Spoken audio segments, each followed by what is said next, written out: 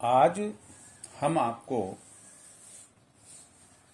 घर में कुत्ता पाले या नहीं इसके संबंध में जानकारी देंगे। आपको मैं यहां एक बात स्पष्ट कर देना चाहूंगा कि कुत्ता पालने और घर में रखने के शुभ और अशुभता के बारे में हमारे शास्त्र बहुत कुछ कहते हैं।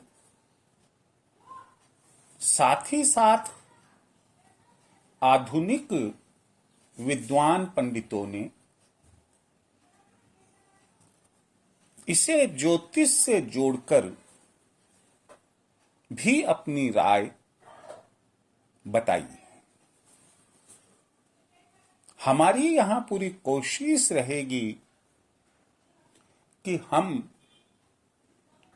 इन दोनों पहलुओं को टच करें, परंतु इन दोनों पहलुओं पर अलग अलग विचार करने के पहले, जानकारी देने के पहले मैं आपको यह बताना चाहूंगा कि ये जो जानवर है, कुत्ता, डॉग जिसे हम कहते हैं, यह किस प्रकृति का है, किस स्वभाव का है, इसके लक्षण विशेषताएं क्या होती है। क्यों कि आज हम किसी भी जीव को पालते हैं तो उसके बारे में हमें महत्वपूर्ण जो उसके लक्षण है, उसकी जानकारी है, विशेषताएं हैं, मालूम होनी चाहिए। मैं आपको आगे अपनी बात कहूं इसके पहले मैं चाहूंगा कि आप मेरा वीडियो पूरा सुने, सब्सक्राइब करें, बेल आइकन दबाएं और यदि अच्छा लगे तो लाइक करके शेयर भी करें। हम अपने मुद्दे की बात पर आते हैं कि कुत्ता जो है वह एक ऐसा जानवर है जो घर में, मोहल्ले में, गांव में और जंगलों में भी पाया जाता है। अलग अलग नस्ल के कुत्ते विश्व में मौजूद है, इस जगत में मौजूद है। खरगोश की साइज से लेकर लगभग छोटे साइज के चीते जितना कुत्ता हमें देखने को जगत में मिल जाएगा। अलग अलग नामों से पुकारा जाता है। कुत्ता वह प्राणी है, वह जीव है जिसे भगवान ने एक छठी इंद्रिय, सिक्स सेंस के नाम से दी है और उसके कारण वह भविष्य में होने वाली घटनाओं को जान लेता है, यदि हम उसकी आवाज समझ पाते तो हमें भी मालूम हो जाता कि उसे क्या मालूम हुआ है भविष्य की घटना, अच्छी बुरी घटना के बारे में। वह सूक्ष्म आत्माओं को जो हमारे इर्द गिर्द रहती है आसानी से देख लेता है। बुरी आत्माएं उन्हें जब कोई उसके पास से या आस पड़ोस में गुजर रही होती है, कुत्ते को उसका आभास हो जाता है। अगर घर में या मोहल्ले में या उसके सराउंडिंग एरिया में कोई मौत होने वाली है, कुत्ते को आभास हो जाता है। भगवान ने उसे सूंघने की शक्ति ऐसी दी है कि वह कई किलोमीटर दूर की गंध को भी आसानी से सूंघ लेता है। कुत्ता एक वास्तव में रहस्यमयी प्राणी है। अगर वफादारी के मामले में ले तो वह इंसान से ज्यादा वफादार होता है। एक बार इंसान दगा दे सकता है, लेकिन कुत्ता कभी भी अपने मालिक को दगा नहीं देता है। यहां मैं बताना और चाहूंगा कि कुत्ते का रोना इसे अशुभ माना जाता है। कुत्ते का कान फड़फड़ाना, यदि हम कोई शुभ कार्य शुरू करने जा रहे हैं, कोई शुभ बात बोलने जा रहे हैं, मंत्रणा हो रही है और कुत्ते ने कान फड़फड़ा दिए, तो उसने हमें आगाह कर दिया है कि आपको इस काम में सफलता नहीं मिलेगी।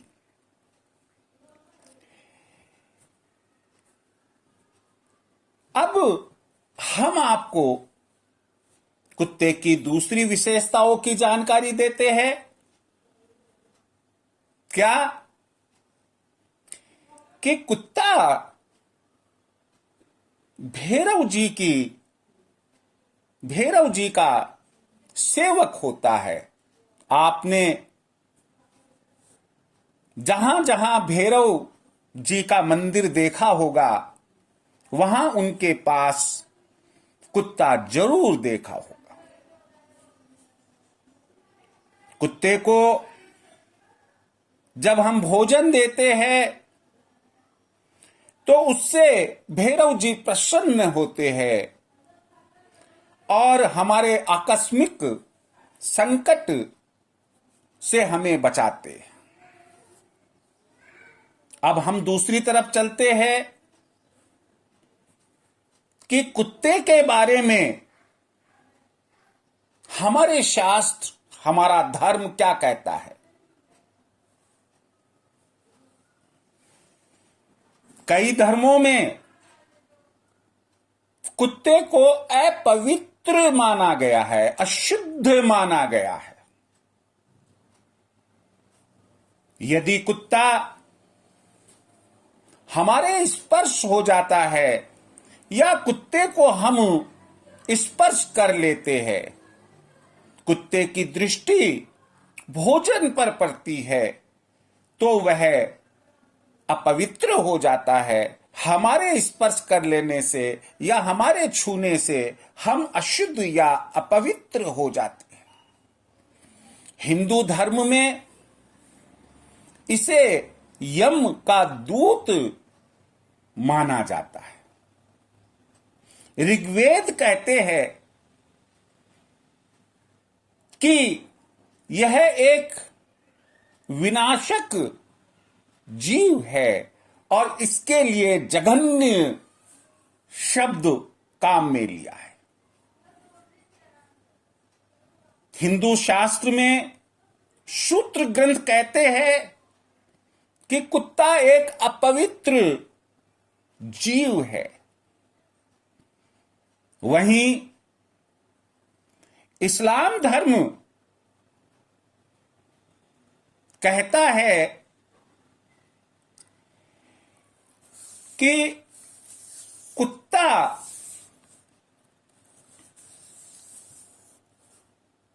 एक अपवित्र प्राणी है। वह बताता है, इस्लाम धर्म बताता है कि जिस घर में कुत्ता होता है उस घर में फरिश्ते नहीं आते। यही बात हिंदू शास्त्रों में भी कही गई है कि जिस घर में कुत्ता होता है वहां यदि देवताओं का आह्वान किया जाता है तो देवता आहुति, आह्वान, पूजा स्वीकार नहीं करते हैं। पितृ देवता श्राद्ध ग्रहण नहीं करते, तर्पण स्वीकार नहीं करते। ऋषि उस घर में अपना पूजन स्वीकार नहीं करता है। गरीबों को भोजन देना, कुएं बनवाना, तालाब बावड़िया बनवाना, इन सब का धर्म बेकार हो जाता है। यज्ञ, तप, जप सब बेकार हो जाते हैं। तो इस तरह से हमने देखा कि हमारे जो हिंदू शास्त्र है, इस्लाम धर्म है, कुत्ते को एक अपवित्र, एक अशुद्ध जीव मानता है। यहां तक भी लिखा है कि कुत्ते को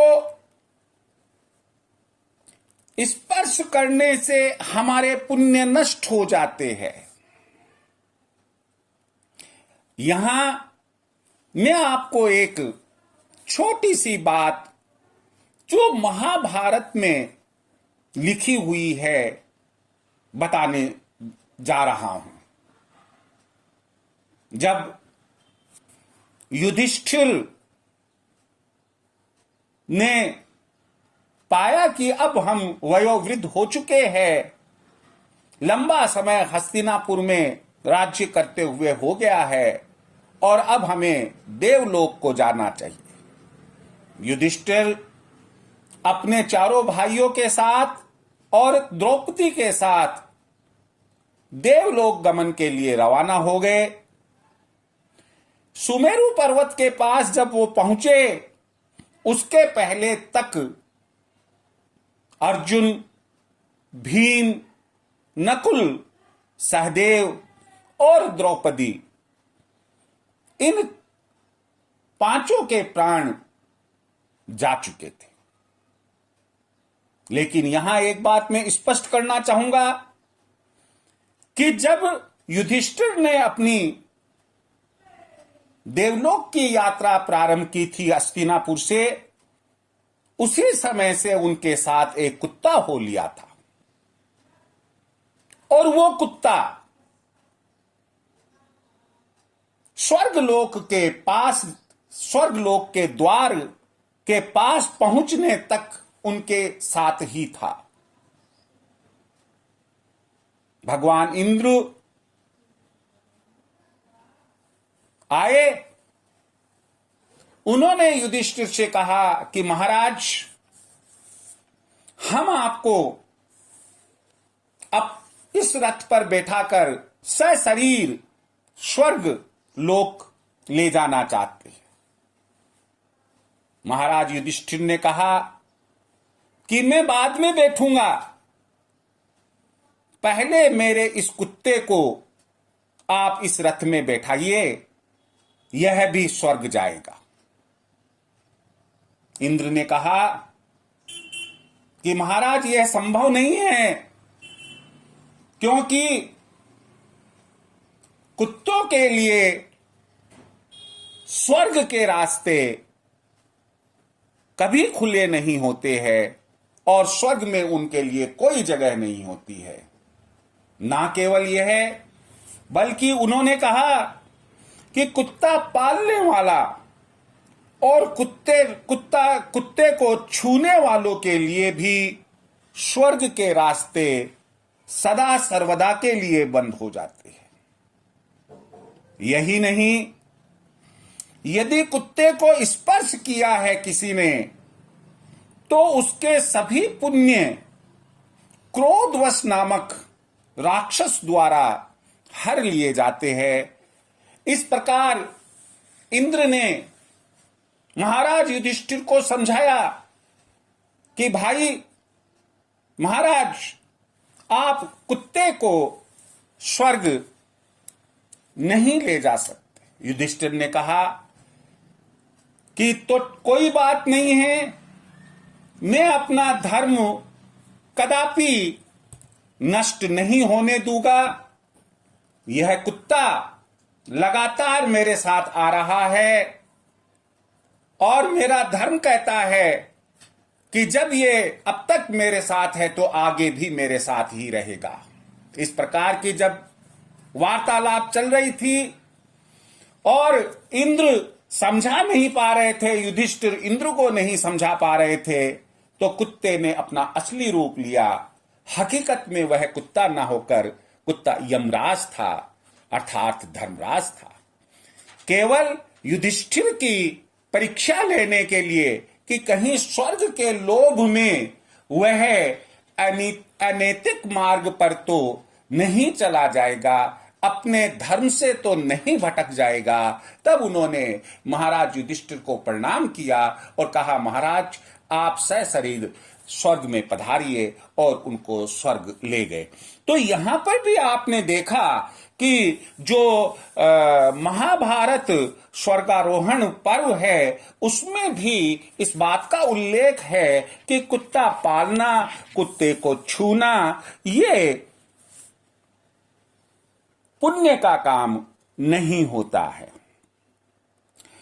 अब हम दूसरी तरफ चलते हैं कि ज्योतिष क्या कहता है।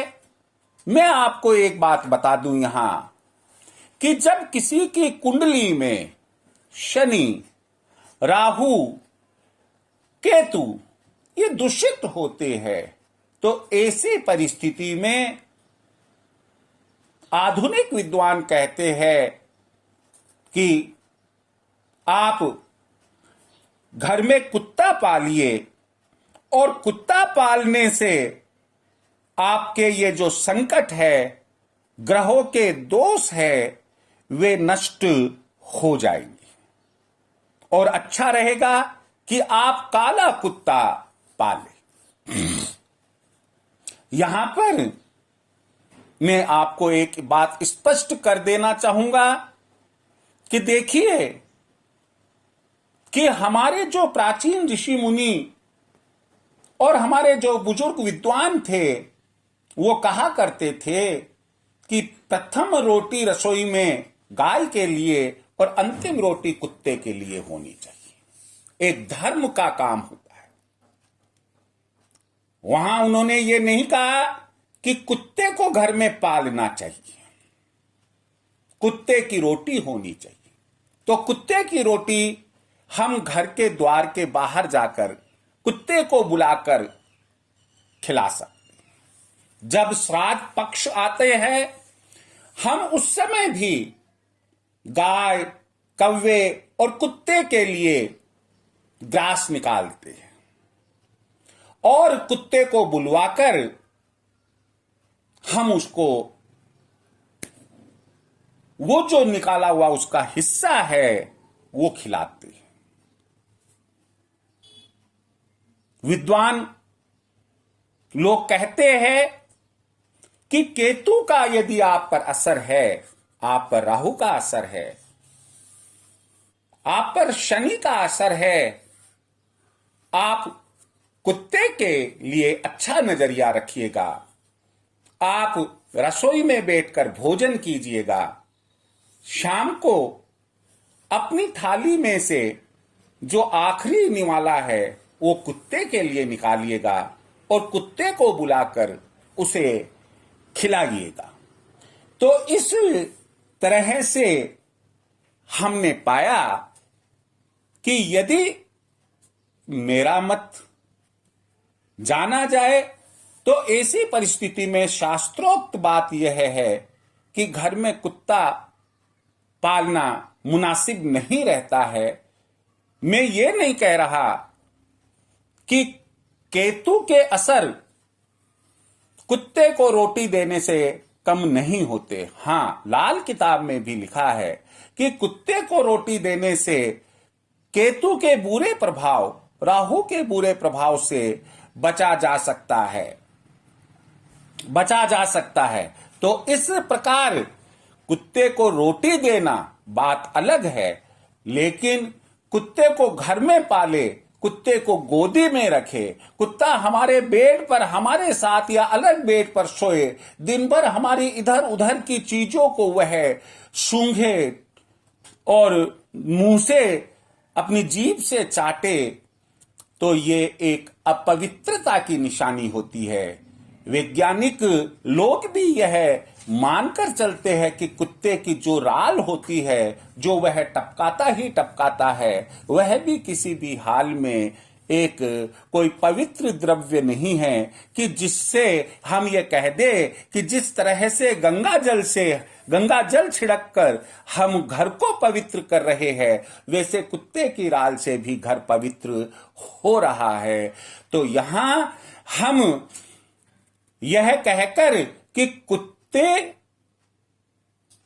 कुत्ते को पालने की बजाय, घर में पालने की बजाय, आप कुत्ते को घर के बाहर जाकर रोटी दे और इस तरह से पाले, ना केवल एक बल्कि एक से अधिक पाले।